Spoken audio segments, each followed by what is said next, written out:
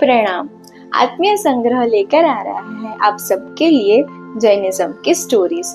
आज की हमारी पहली स्टोरी है वज्र स्वामी जी के ऊपर। तो बहुत समय पहले की बात है। तुम्बीवन शहर में धनगिरी नामक ब्राह्मण रहते थे। उनकी पत्नी का नाम था सुनंदा। जब सुनंदा गर्भवती थी तब उन्होंने एक बहुत ही सुंदर स्वप्न देखा था। जब उन्होंने अपने पति से उस स्वप्न का अर्थ पूछा तो उन्होंने बताया कि आप बहुत ही सुंदर और तेजस्वी बालक को जन्म देने वाली है।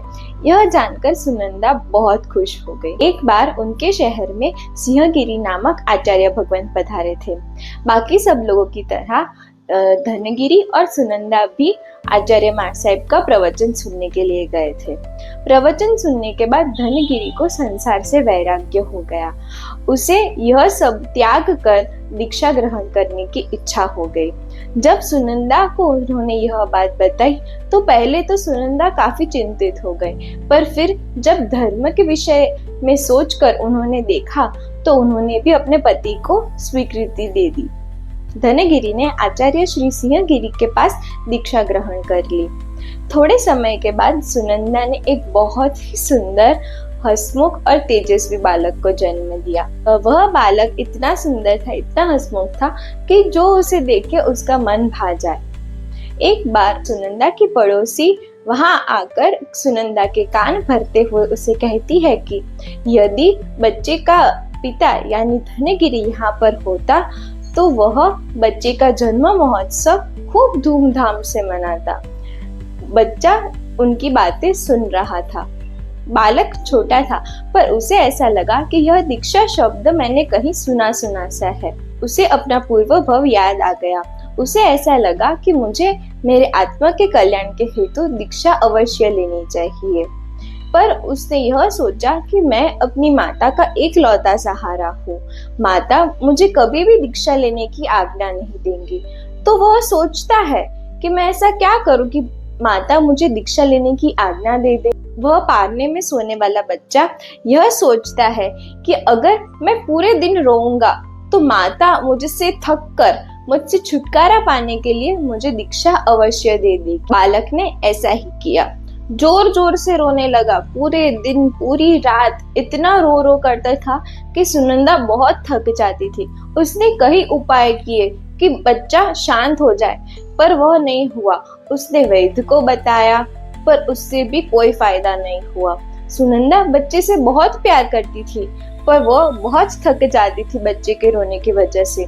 जब वह बालक 6 महीने का था तब सुनंदा ने सोच लिया कि बस अब मुझसे और नहीं होगा।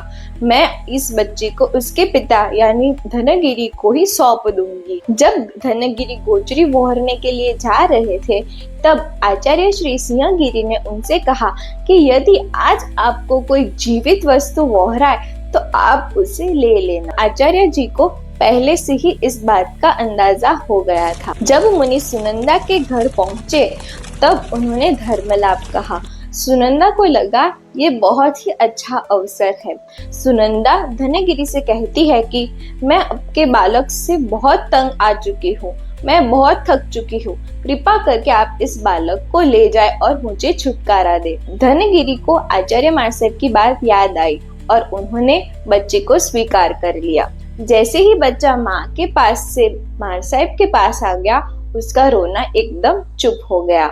मुनि बालक को लेकर जब उपाश्रय में आए तो आचार्य ने देखा कि वह कोई वजनदार वस्तु लेकर आए हैं।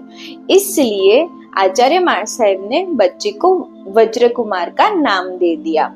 अब बालक के लालन पालन के लिए मार साहब ने एक चुस्त श्रावक को वह बच्चा सौंप दिया। वज्र कुमार रोज मार साहब के वंदन के लिए जाते थे। साध्वी जी मार साहब जो भी सूत्र बोलते थे वह बच्चा तुरंत ही याद कर लेता था। जब वह बालक 3 साल का था तब तक उसने 11 अंग का ज्ञान ग्रहण कर लिया था। वह बहुत ही होशियार था। जब यह बात सुनंदा को पता चली तो उसे बहुत अफसोस हुआ कि मैंने अपने बच्चे को क्यों जाने दिया।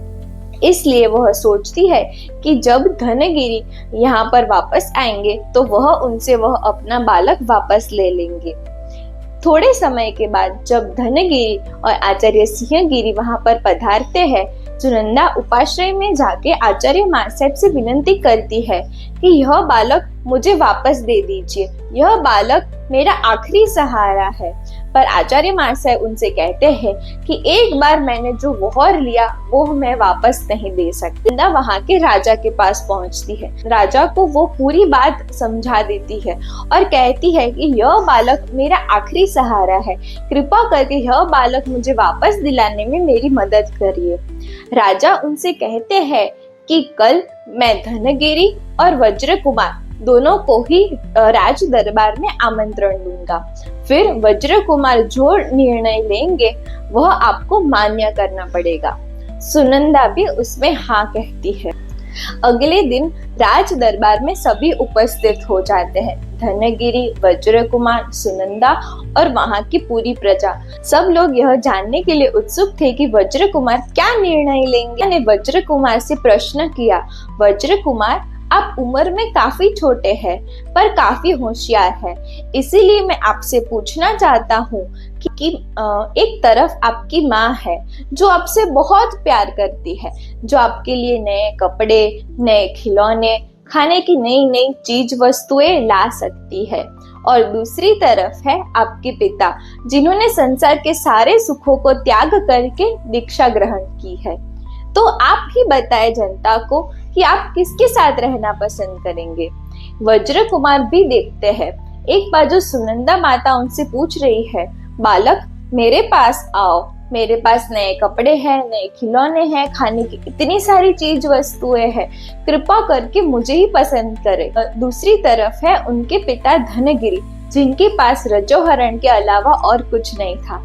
जब उन्होंने रजोहरण बताया तो वज्र कुमार दौड़कर जाते हैं और अपने पिता के हाथ से रजोहरण को लेके पूरे दरबार में नाचते हैं। यह देख के सबको आश्चर्य हो गया कि इतना छोटा सा बालक रजोहरण लेकर कैसे नृत्य कर रहा है। सुनंदा को पहले तो बहुत अफसोस हुआ, पर फिर उसने वज्र कुमार को स्वीकृति दे दी और उनका दीक्षा महोत्सव खूब धूमधाम से मनाया। आगे जाकर वज्र स्वामी जी ने श्रुत ज्ञान की खूब आराधना की। आज की हमारी कहानी का सार है कि वैराग्य का संबंध वय से नहीं विवेक से होता है। प्रणाम, जय जिनेंद्र। आगे हमारे साथ बने रहिए वज्र स्वामी जी के पूर्व भव को जानने के लिए। प्रणाम।